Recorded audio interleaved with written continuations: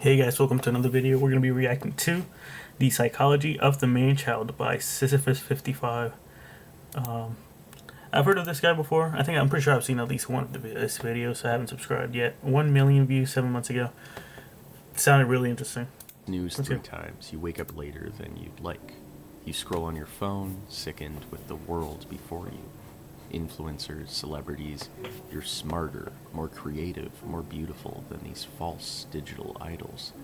And eventually you emerge from your bed to greet the day with a coffee and a cigarette. You mean to do some work, but youthful longing carries you through a carousel of procrastination. Video games, texting your friends, a phone call, and a well-deserved nap. Procrastination is something I really struggle with. Evening light trickles in, and you are once again struck by the total inadequacy of your... Yeah, and it's like another day, didn't get anything done. Just another day wasted. Your life. What have you done? Look at all those people who have accomplished so much. You've accomplished so little.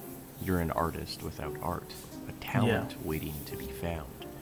There is That's what you feel like. Life that is purposeful. But you're not. Everything, your relationships, your job. Everything's about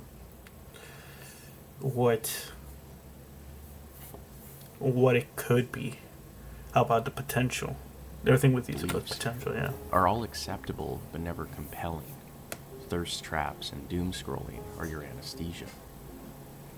You drift asleep and live the same day again and again. You become addicted to short hits of dopamine. Waiting for the moment when you'll finally grow up. Puer Aeternus, or the child god, is one of Carl Jung's more well-known archetypes. Also known as Peter Pan syndrome, the man-child, or the eternal child, the Puer Aeternus is someone who simply will not commit to anything in the fear of surrendering to the actualities of human existence. That is responsibility, failure, disappointment. Wow.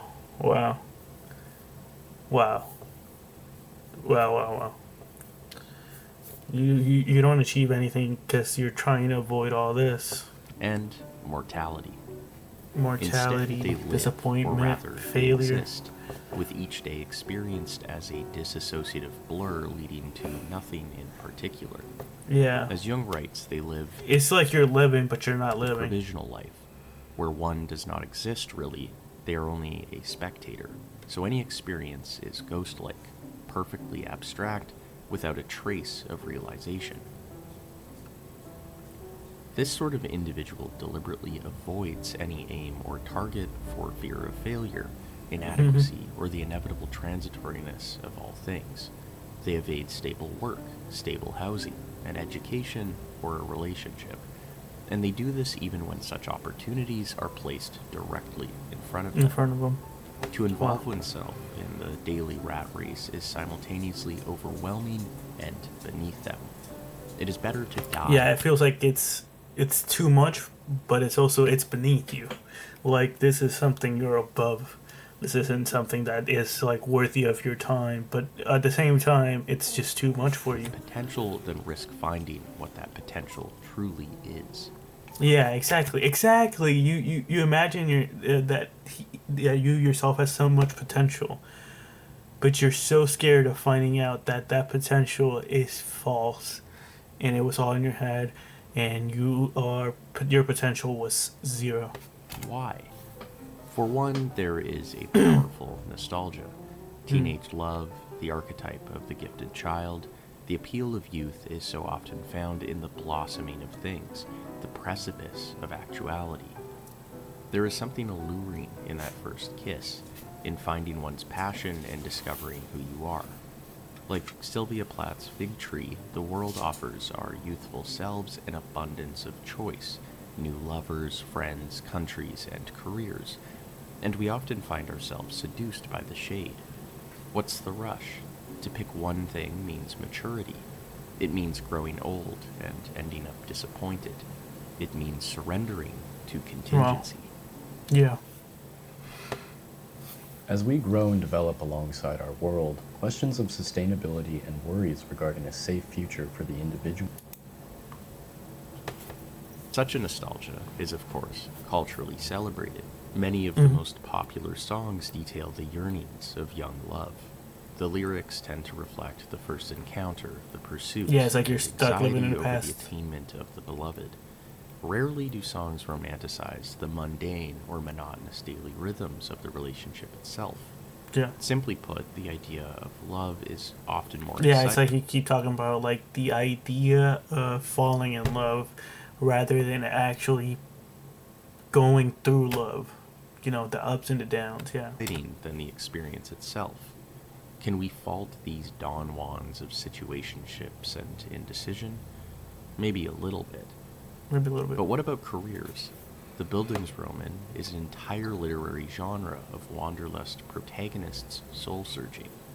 One of my favorite authors, Hermann Hesse, has an entire catalog of novels containing young men who struggle to grow up and instead fight for the liberty of remaining innocently detached from all things. Mm. There is an endless library of books and films that capture the youthful longing for existential clarity.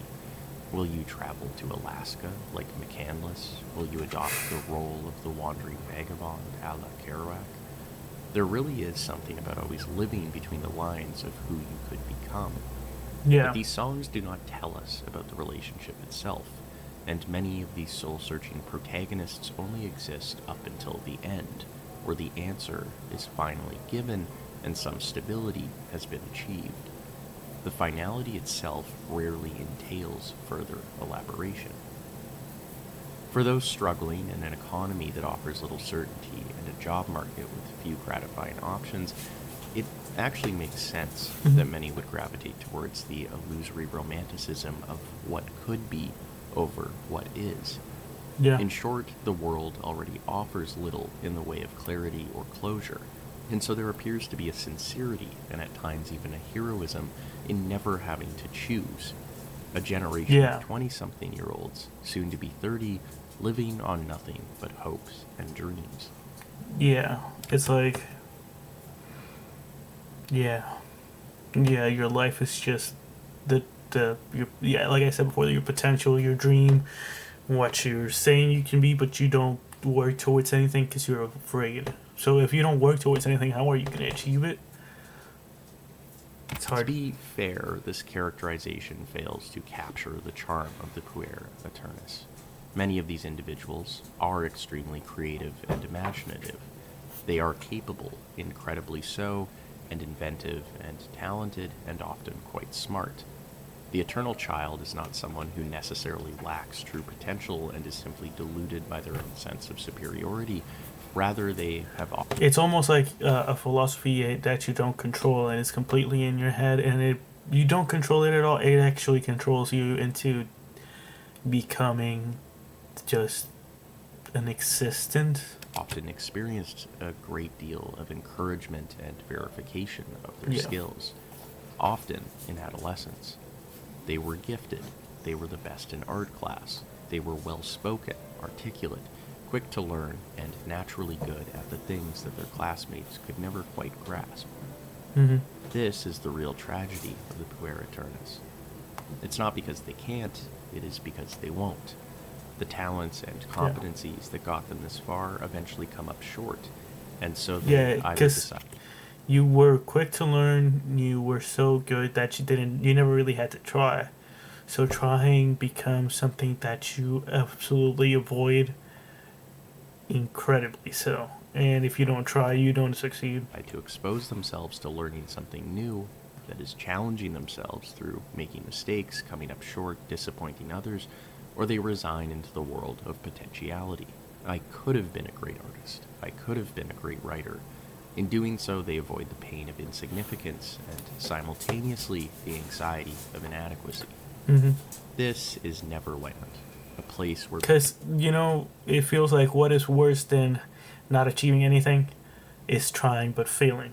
So you're more afraid of failure than you're afraid of trying. I mean, of not achieving anything at all. It's like you'd rather stay at zero than go into try and see if you can go into negatives. You know what I mean? people never grow up.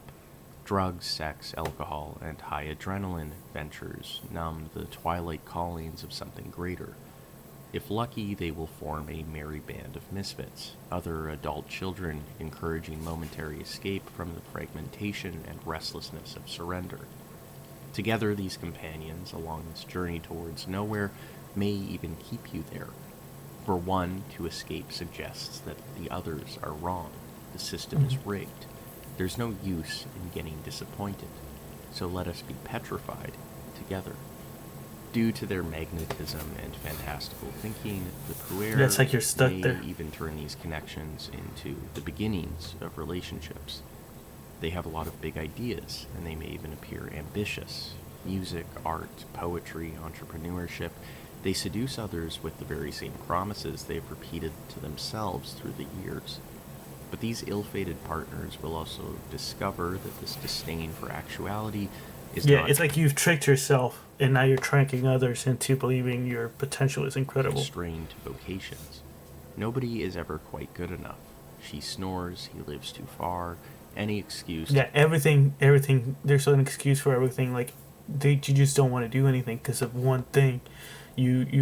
Nothing's ever perfect, and nothing will ever be good or good enough for you. Jump ship grows salient with each passing day of togetherness. Because too many days in a row, and God forbid this may actually be the one, and they're too young, and there's too much potential, too much to do, why limit oneself? In moments of solitude, the puer aeternus may look back at a handful of lovers and feel a deep loneliness. But this is short-lived in the age of dating apps. It is better to distance yourself, slowly and gently. They are in the throes of figuring it out.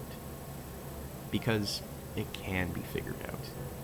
But first, the puer aeternus must somehow recognize that growing up does not mean losing the feeling of vitality. So the great thing about this is that if you are this type of person, it's not a problem with you that you can't solve because you can work on your mentality and it's solvable, It's something that you can get or better. potential that they have become attached to. Instead of this either-or fallacy, such individuals should strive for integration, according to Jung.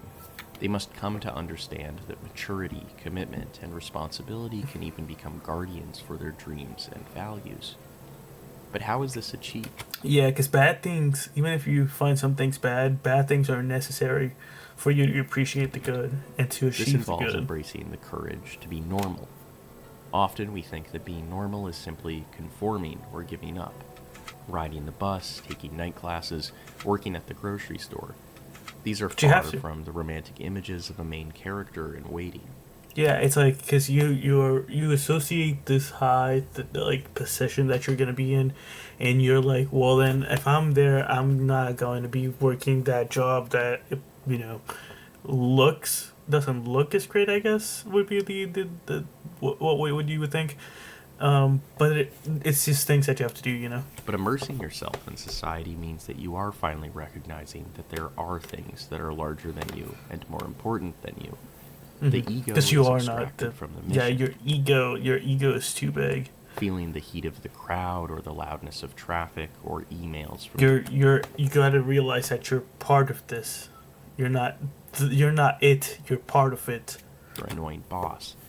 Each of these strikes at the protective womb that is the puer aeternus. But to work, out there, trying things, is the only way out of stagnation. Mhm. Rather than waiting for someone or something to carry one off, this should be self-initiated. They should choose to become the captain of their fate and the master of their soul. But how? Yeah, you gotta realize that no one's coming like that person that you think is gonna come and solve everything for you doesn't exist. It's just you're on your own. You gotta solve your own problems. You gotta do your own thing. You gotta do what you gotta do. Well, the job market is shrinking. We should zoom out. The 21st century calls for creative thinking, new jobs and careers and organizations to tackle the emerging threats to our species. Ecological collapse, the rise of political extremism, wealth inequality. There are people organizing and there are positions, but they aren't easy to get. They may involve doing things you don't want to do. But that isn't the issue. The only thing you should be asking is, what do you care about? What do you want out of this life? Because nobody's coming to save you, and nobody will live your life for you. You've danced along the surface of life so far. Now it's time to take the plunge. It's like you're afraid.